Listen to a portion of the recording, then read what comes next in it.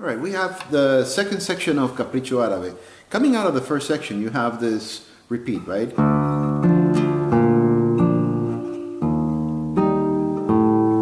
Then changes on the second time. Make your bar in the third fret with your third finger here. Don't make that mistake. 3 and 4 are half stacked on the 5th fret, right? Third finger on the 4th string. Pinky on the 2nd string.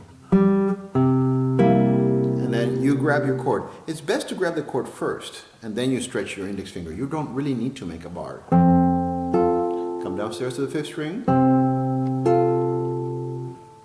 I prefer to just grab that G open. And then you grab back your 5th string, hammer on from 3 to 4 and pull off. 2 again. And then you bar again. That saves you doing unnecessary bars. And here you're going to jump to 5th position, 4, then land 1. You're muting the bass, but you know it cannot be helped. You could also play the bass on the 4th string, 5th fret. Then 2 4 2. You're playing your bass on the 3rd string for that C. Then move 1 back and set up a slide. Right, so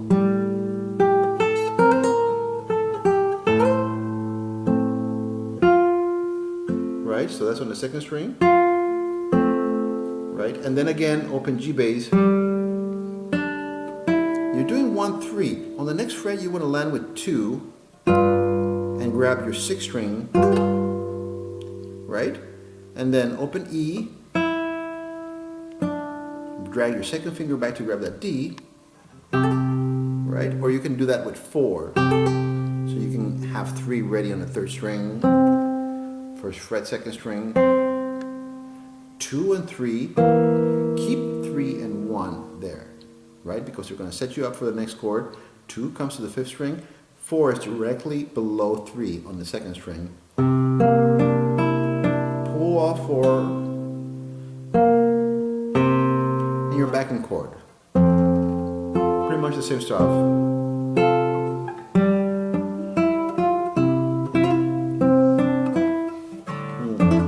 Stretch. Here things change a bit. You're in 5th position, 6th string, 4th string, 8th fret.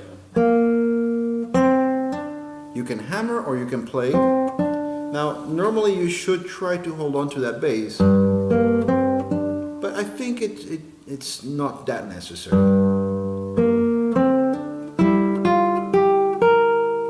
It's best to try to avoid overexerting yourself. You could hang on to that bass for a little bit longer. But this bass transfers to that G, right? So don't hang on to the bar when you don't really need it. That 2 is very important. Set up 1 behind it, and you're going to hit that with your A bass. Hammer to 4, pull back to 2, 2 pulls to 1, right? So now at tempo, that looks more like.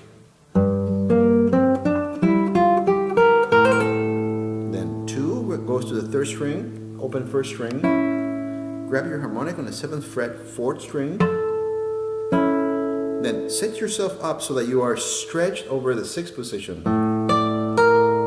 3 on the 8th fret, 2nd string, open E, transfer that to the 3rd fret, 2 pulls off, right? So like this.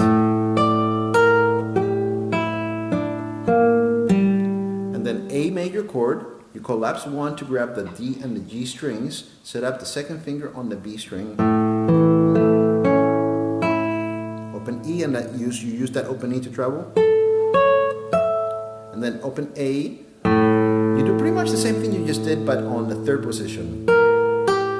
I suggest playing that E open. Do pluck it because it doesn't sound good to do it, right? Bar on the 3rd. 2 on the 4th string, it's a bit of a stretch, pinky on the 7th fret, 4th string, 5th fret, pinky, 5th string, 7th fret.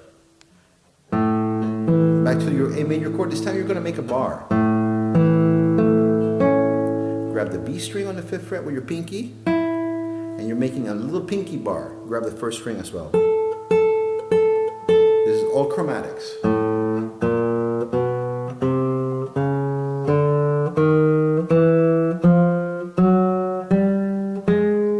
Stop at the 3rd fret. We're going to use the open B to transfer over to 5th position. Then here you have a quintuplet. Right? So you're going to slide one. Right? So whereas before you were saying